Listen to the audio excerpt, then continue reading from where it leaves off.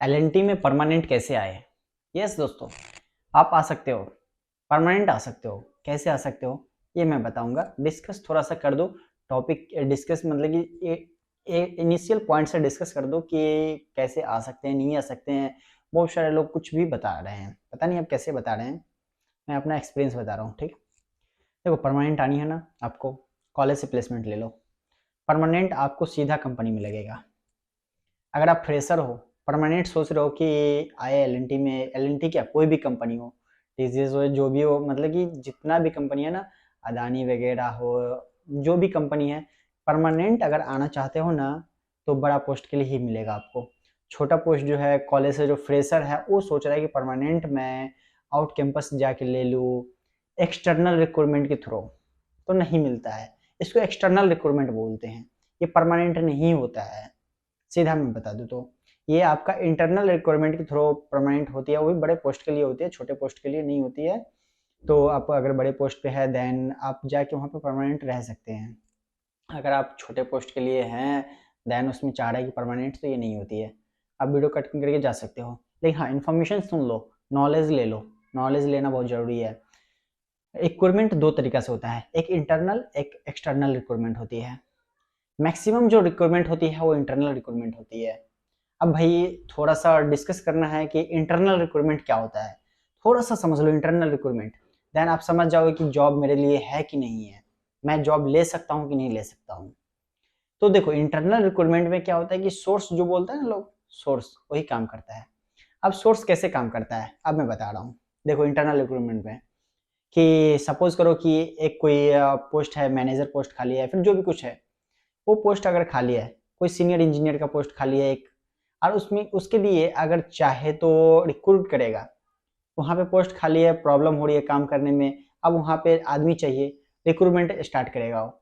दो तरीका कर सकता है, एक इंटरनल एक एक्सटर्नल। इंटरनल रिक्रूटमेंट में क्या करेगा कि वो किसी अपने आदमी को बोल देगा कि कोई आपके पास आदमी है जो इस काम को कर सके, तो आप हमें बताइएगा, देन हम इसके लिए बताएंगे वहाँ पे कंपनी में। तो आप ऐसे कर सकते हैं। तो ये हो गया आपका इंटरनल, जो कि आपका सोर्स काम करता है। आपको पता है, उसको पता है कि हमें इसके लिए, इस पोस्ट के लिए हम वही लड़के को लाएंगे जो इस काम को अच्छे से कर सकता है। दूसरा होता है एक्सटर्नल रिक्रूटमेंट। अब एक आदमी के लिए वो एक्सटर्नल रिक्रूटमेंट करेगा, जो कि आपका एडवर्टाइजमेंट करेगा।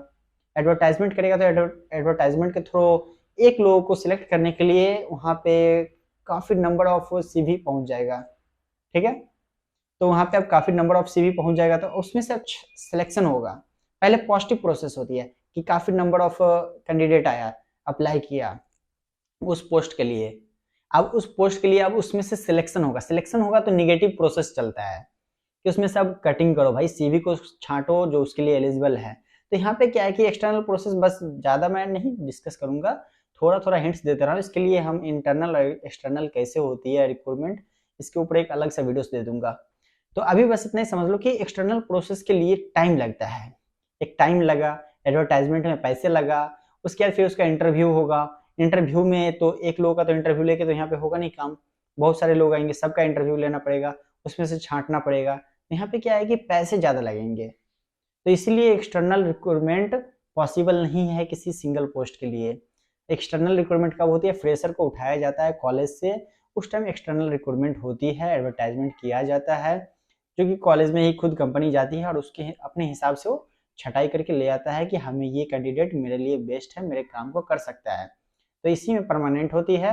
दूसरा जो प्रोसेस है, आपको एक्सपीरियंस अगर हो जाएगा और आपके पास सोर्स है, तब जाके आपका जॉब ओके है, तो इसमें है कि परमानेंट आपको मिल जाएगा।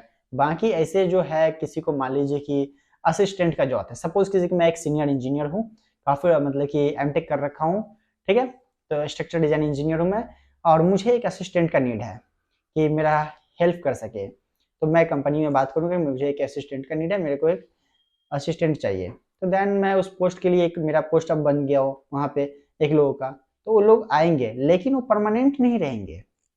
जब तक मैं उस कंपनी में हूँ तब तक वो है, देन मैं अगर छोड़ दूँ तो उसका जॉब खत्म हो जाएगा, ठीक है। ये हो गया सेकेंड प्रोसेस जो जॉब लेने का। उसको एक सैलरी फिक्स किया जाता है, वो अपने हिसाब से सैलरी, जो अगर सपोज कीजिए कि मैं हूँ उस पोस्ट पे और मेरे को एक असिस्टेंट चाहिए, तो अपने हिसाब से मैं उसका सैलरी फिक्स करूँगा, 15,000 20,000 जो भी होता है, जो उचित होता है वो उचित मैं उसको दे दूंगा, ठीक है, तो ये होता है आपका प्रोसेस जो है जॉब में परमानेंट होने का।